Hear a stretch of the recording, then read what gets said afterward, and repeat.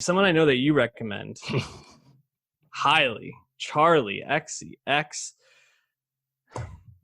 When Charli XCX first popped up, there was no way I thought I would still be like tuned into her and actually like increasingly more impressed with her as an artist 10 years later, because what I Don't Care was like her breakout hit. And Yep, with I Icona mean, Pop and then Boom Clap and the fancy feature with Iggy. Those are like the three, I think, yeah. big ones that were on the radio early on.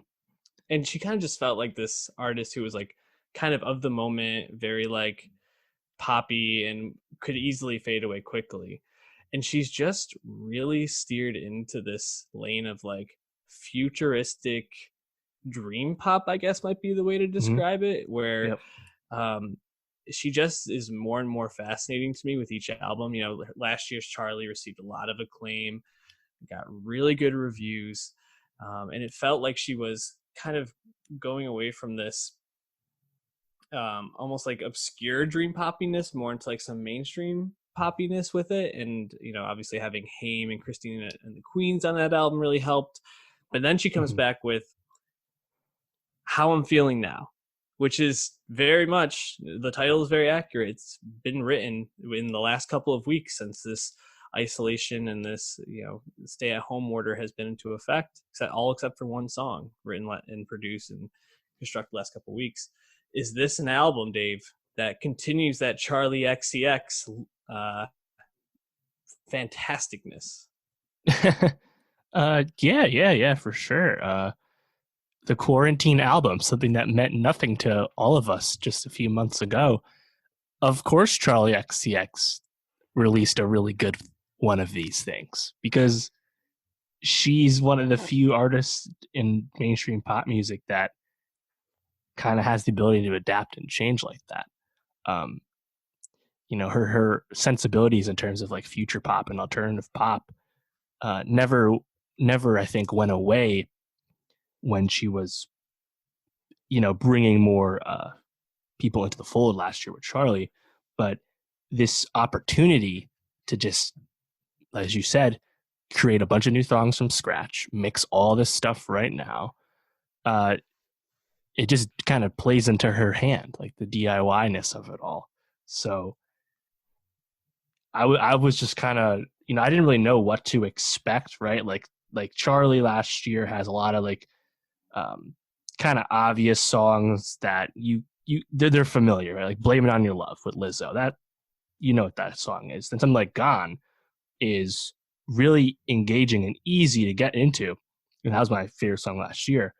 But then we have kind of like a heel turn, I guess, with How I'm Feeling Now, because this is really wild synths and just kind of out there production the whole time. It's really wacky stuff. And obviously very electronic, as a lot of her stuff is.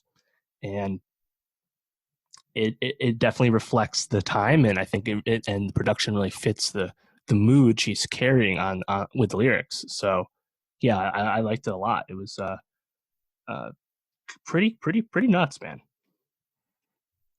Yeah, I was blown away by this album. I think for two reasons. One, it does feel like it captures the moment really well, even if I don't know if the sentiments of it are, and I guess the message of it is as widely encompassing of most people's experience in isolation and this quarantine, because a lot of it is about like falling in love with the person you're with, and not as many people are there for that. But I think there's so many songs on here that are just so catchy and so unique sounding that it's hard to not just kind of leave this album wanting to go back to like each song and re-listen and catch something different. Like Yep. Claws, I think, is the popular highlight off of this, obviously produced by your guy from 100 gex, Dylan Dylan Brady. Brady. Mm-hmm. um and it sounds like a 100 gex song, honestly. Yep.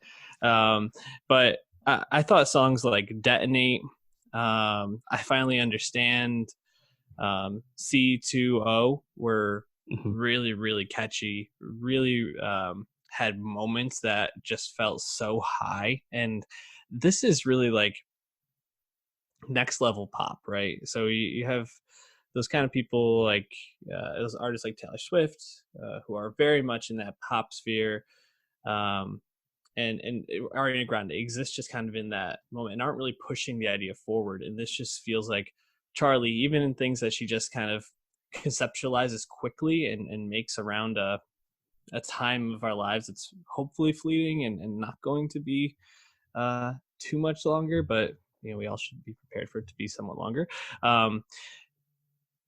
The fact that she can make something this quality of it just speaks to her level of artistry, and it's really Mhm. impressive. And I just left being like, the fact that she made this so quickly and it's this good is just great. So I was blown away. What songs stood out to you from this? Yeah, so Dylan Brady's on this a lot. I actually think the most Gexy of all these songs would be anthems. Anthems Mm, right at the end. That that's just kind of wild electronic production, really out there.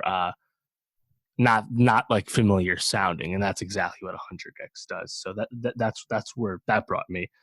C 2.0 is interesting because that's actually a remix, a rework of Click, Charlie's song mm, from last year's album. And that's something she's done before, kind of flip old songs and old concepts. It's pretty cool to follow that along. yep. Um, I think Forever uh, kind of stood out. That's probably the most traditional of all the songs, but Hmm. um, still kind of has that Charlie flair. But my favorite song is I Finally Understand, which was the third single, just because that Yeah. has the just really catchy drum line, and it's got a much faster pitch than most of the album. And also the chorus is just really, really catchy. So I think Charlie fans, if are really happy with this, of course, but there's a lot of just wild stuff on here as one comes to expect from Charlie the past few years. So um, I think if you're open to this and if you liked Billie Eilish being a little out there last year, you're probably also going to like Charlie XCX being even more out there. So the fact that this is becoming more viable out in the open for pop music is kind of why I've always been a big fan of hers, is because she's just kind of pushing those boundaries and doing that once again with this, an album that she workshopped in real time with lots of her fans with live streams and private Zooms and Yeah. stuff. It's just kind of something that only really she could have delivered, so Hmm. it's really cool.